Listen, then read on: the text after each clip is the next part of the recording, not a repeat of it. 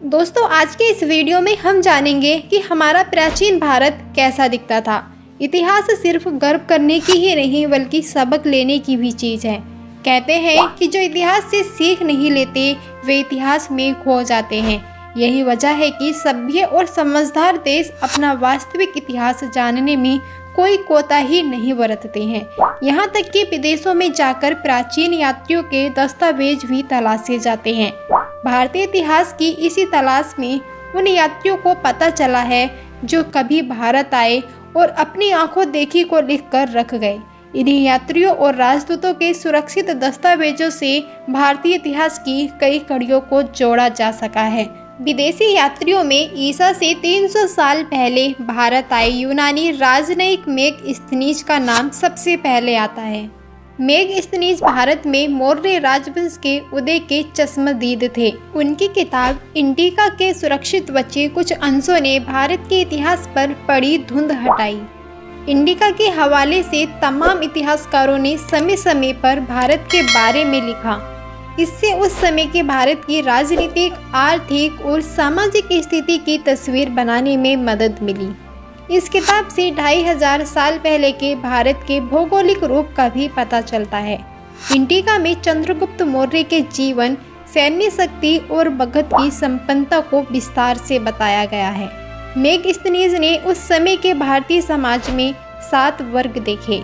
ये थे दार्शनिक, कृषक, पशुपालक, शिकारी, व्यापारी, शिल्पी, योद्धा, निरीक्षक और मंत्री। मेगस्थनीज के बाद सन 403 में भारत आए दूसरे सबसे मशहूर विदेशी यात्री थे फाहियान। फाहियान कहते हैं कि अगर फाहियान आंखों देखी लिखकर ना रख गए होते तो भारतीय इतिहास में बहुत कुछ आज भी रहस्य ही बना रहता। फाहियान की यात्रा के समय भारत के बड़े भूभाग पर गुप्त राजवंश का शासन था। ये वह दौर था जब चंद्रगुप्त द्वितीय गुप्त साम्राज्य का विस्तार करने में लगे थे। वैसे तो फाहियान बौद्ध साहित्य लेने यात्री बनकर भारत आए थे, लेकिन उन्होंने यहाँ और भी बहुत कुछ देखा। उनके यात्रा वृत्तांत आज प्राचीन भारतीय इतिहास के बेहद खास दस्तावेज हैं। उन्होंने देखा कि यहाँ के लोगों को अलग अलग धर्मों का पालन करने की पूरी छूट थी। उन्होंने राज्य के सिक्कों पर देवी देवताओं की आकृतियाँ देखने की बात भी लिखी। फाहियान ने अपने यात्रा वृत्तांत में उस समय के दंड शास्त्र का भी जिक्र किया है। इन्हीं तथ्यों के विश्लेषण से इतिहासकार उस समय का खाका खींच पाए। फाहियान की कोई बातें इतनी चौंकाने वाली थीं कि आधुनिक पुरातत्ववेत्ताओं ने बाकायदा उनकी जांच पड़ताल भी की।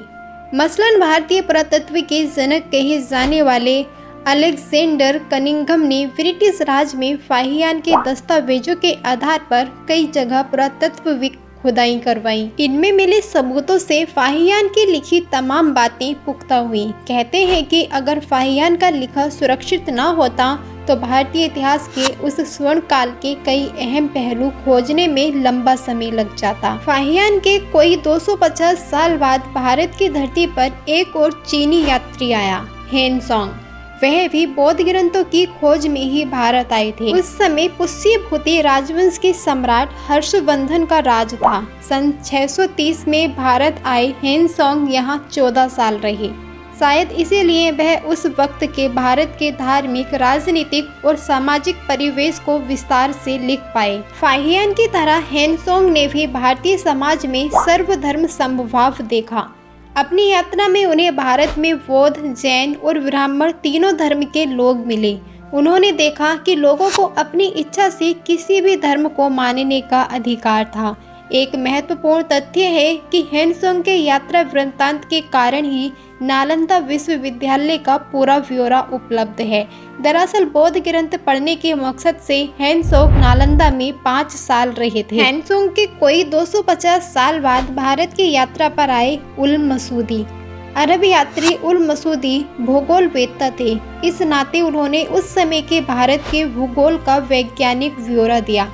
अल मसूदी ने 34 किताबें लिखी। उनकी एक किताब है मुरूज उल ज़हब, जिसमें उल मसूदी की भारत यात्रा के कई दिलचस्प संस्मरण हैं।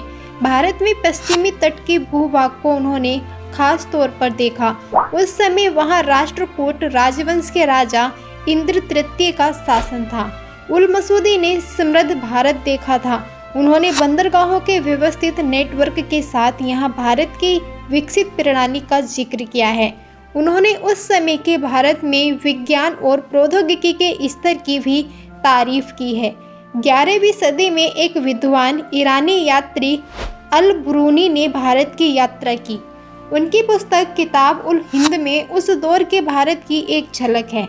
उनके समय के विश्व प्रसिद्ध विद्वान उल बिरूनी ने भारतीय ग्रंथों के अध्ययन के लिए यहाँ संस्कृत भी सीख ली थी।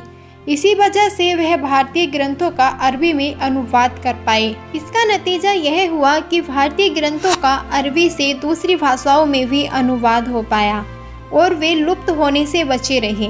अल बिरूनी ने अपनी किताब में यह भी लिखा है कि उनके पहले मेगस्थनीज और हेनसोंग भारत आ चुके थे। इन सभी प्राचीन यात्रियों के नामों की खोजबीन का इतिहास भी बड़ा दिलचस्प है। यह सिर्फ 150 साल पहले की बात है। सन 1881 की ब्रिटिश साम्राज्य के एक अधिकारी एडवर्ड साचो छुट्टियों में ईरान घूमने गए थे। वह एक विद्वान थे। उन्हें दुनिया को जानने का बड़ा शौक था। इसी यात्रा के दौरान अरब के संग्रहालय में अल ब्रूनी के कई दस्तावेज उनके हाथ लग गए। इन दस्तावेजों के हवाले से अल ब्रूनी के भारत दौरे पर एडवर्ड ने किताब लिखी, अल ब्रूनीज इंडियाज। इस किताब में भारत आने वाले कई विदेशी यात्राओं का ब्यौरा है। भारतीय इतिहास को गौर से देखें तो उत्तर भारत के मुकाबले दक्षिण भूभाग का विश्वसनीय इतिहास काफी बाद में पता चल पाया। दक्षिण के विस्तृत इतिहास को दर्ज करने का बड़ा श्रेय कई विदेशी यात्राओं को जाता है।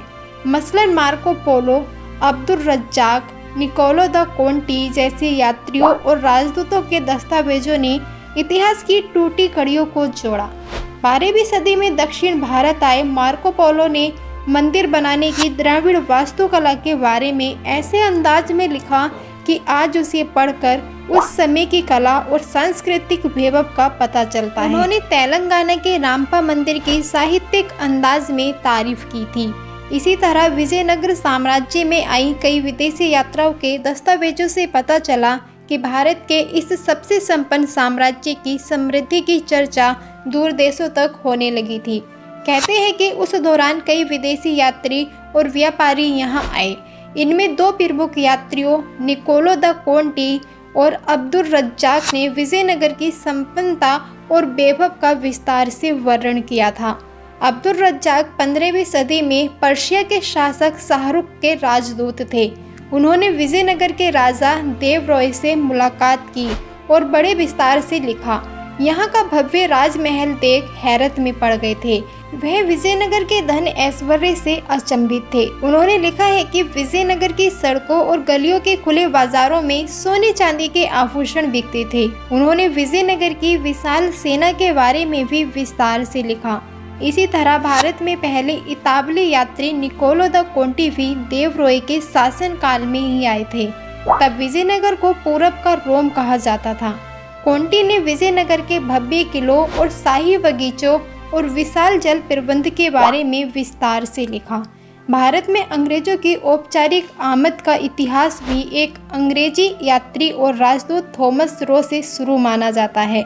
थॉमस रो अंग्रेजी संसद के बाकायदा चुने हुए सदस्य थे। सन 1615 में इंग्लैंड के राजा किंग जेम्स ने उनको राजदूत बनाकर भेजा था। वह हिंदुस्तान भेजे जाने वाले पहले अंग्रेजी दूत माने जाते हैं। भारत में तब पुर्तगाली व्यापारियों का दबदबा था। वे थॉमस रो ही थे जिन्होंने अपना हुनर दिखाकर भारत में ईस्ट इंडिया कंपनी के व्यापार की औपचारिकता शुरुआत कराई। मुगल बादशाह जहांगीर के दौर में थॉमस रो ने 4 साल आगरा में बिताए और भारत को जाना साझा। अपने राजनीतिक कौशल से रो ने व्यापार में पुर्तगालियों को मिल रही तरहीज कम करने के लिए जहांगीर को तैयार कर लिया। यह सफलता बड़ी इसलिए थी क्योंकि 1608 में ईस्ट इंडिया कंपनी का एक प्रतिनिधि पुर्तगालियों की वजह से निराश लौट चुका था। पुर्तगालियों के कारण अंग्रेजों को सूरत में कारखाना लगाने की अनुमति नहीं मिली थी।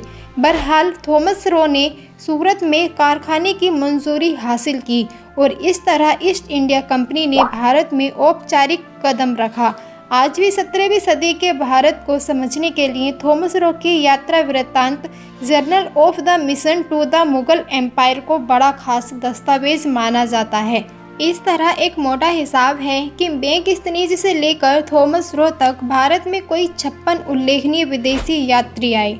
इनमें दिमेकस इब्न बतूता, निकितन, डेमोंगो पेस और वास्को डी गामा जैसे कई मशहूर यात्री भी शामिल हैं। इन सभी यात्रियों के दस्तावेजों ने किसी न किसी रूप में भारत के इतिहास को पुख्ता करने में बड़ी भूमिका निभाई है। तो दोस्तों, वीडियो अच्छी लगी है तो वीडियो को एक लाइक कर दें और चैनल को सब्सक्राइब कर लें और बेल आइकन बटन दबा दें ताकि आने वाली वीडियो सबसे पहले आप तक पहुंच जाए। तो दोस्तों, मिलते हैं किसी अगली वीडियो में, तब तक के लिए दीजिए इजाज़त और अपना ख्याल रखिए। बने रहिए हमारे साथ। धन्यवाद। नमस्कार।